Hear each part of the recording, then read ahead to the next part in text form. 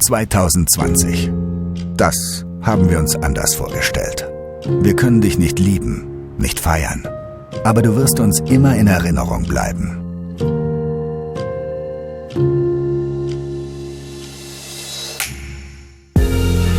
Als ein Jahr, in dem es um mehr ging als um verkaufte Autos, Skandale und Siege.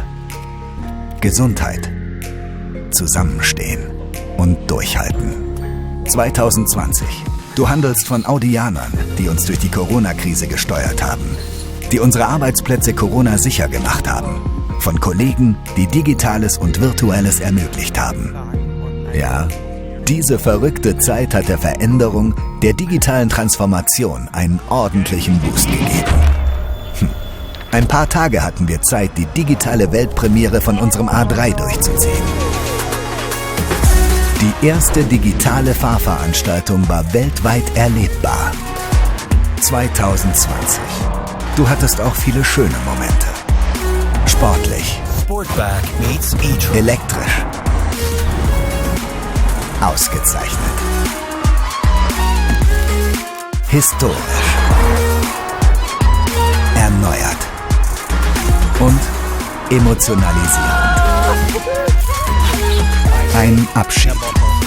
Und viel neuer Wind.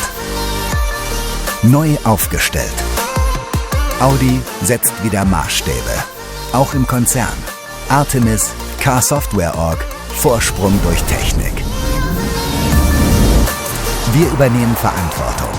Wir schauen nach vorn, entwickeln uns weiter. Doch es gab auch schmerzliche Erfahrungen. Abschiede. 2020. Du handelst auch von Freud und Leid. Von harten Kämpfen, einem Neuanfang und einer neuen Markenausrichtung. Future is an attitude. Unsere Haltung ist nachhaltig, bilanziell CO2-neutral in Győr und Brüssel, kontinuierlich verbessert über die gesamte Lieferkette. Sozial, auch in der Krise. Elektrisch. Digital. Offen für Neues. Und mutig. What's up, Audi? What's up, Audi Universe?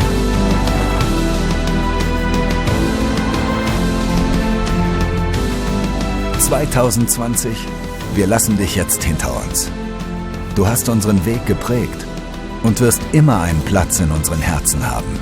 Nach vorn gerichtet, gestärkt in Deutschland und der ganzen Welt, sicher in unsicheren Zeiten. Anders. Danke für alles und bleibt gesund. Ciao. Ciao.